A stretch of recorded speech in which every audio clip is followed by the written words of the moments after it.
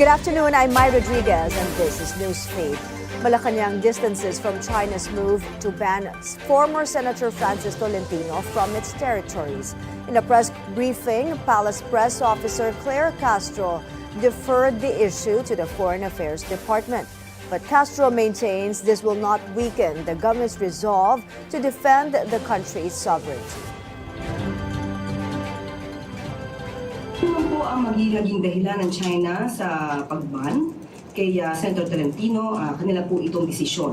Pero ang bawat Pilipino, ang tunay na Pilipino at ang mga Pilipino na pro-Philippines, hindi nila ito mapapatahimik at hindi nila ito mapagbabawalan na ipagtanggol kung ano man ang karapatan natin. Sabi nga ng Pangulo, we will not yield even an inch of our territory to a foreign power. Beijing imposed sanctions on Tolentino for what it claims is his egregious conduct on China-related issues. Tolentino called the move a badge of honor and a testament to his unwavering commitment to protect Philippine national interest. Tolentino recently led Senate inquiries on alleged Chinese spying in the Philippines. Senator Ping Lacson pushing for stricter age rules on social media use to protect children from online harms. Under his proposed measure, minors will be restricted from accessing social media platforms unless they pass verifiable age checks like facial recognition. Platforms that fail to comply could face fines of up to 20 million pesos or even get their operation suspended.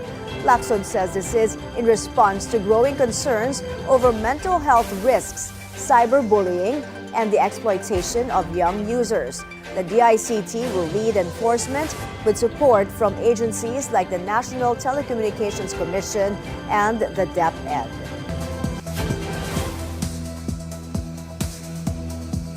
U.S. President Donald Trump leads the opening of a remote migrant detention center dubbed Alligator Alcatraz.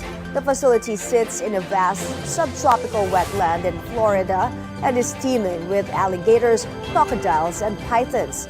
Trump raved about the facility's quick construction as he scanned dozens of empty bunk beds and closed-in cages. It's known as Alligator Alcatraz, which is very appropriate because I looked outside and that's not a place I want to go hiking anytime soon. But very soon this facility will house some of the most menacing migrants, some of the most vicious people on the planet. We're surrounded by miles of treacherous swampland, and the only way out is really deportation. And a lot of these people are self-deporting back to their country where they came from. As Trump toured the area, protesters gathered to rally against what they say is a concentration camp meant to deny migrants a due process. Our community members who have been kidnapped from their homes, from the streets, and are being taken here, they're trying to build a site that is conjuring this idea of a horrid camp in the Everglades. They consciously are trying to create this perverse and profane prison that is meant to terrify people, terrify our neighbors, and that will have spiritual and environmental impacts upon this landscape that cannot be understated. President Trump says Israel has agreed to the necessary conditions to finalize a 60-day ceasefire in Gaza. Trump says this follows a long and productive meeting between his envoys and Israelis. He adds Qatar and Egypt are now tasked with delivering the final proposal.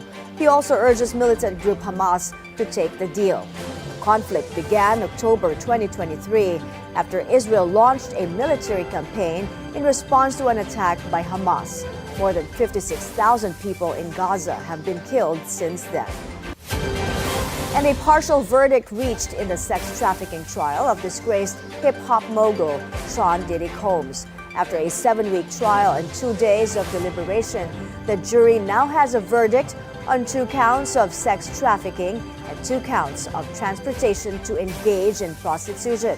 The jury, however, has been unable to agree on the most serious charge, racketeering.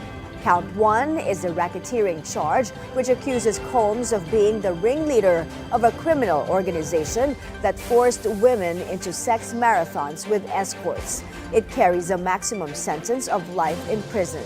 Combs had pleaded not guilty to all charges. And that's the news this hour. I'm Mai Rodriguez. Keep it here on the Billionaire News Channel.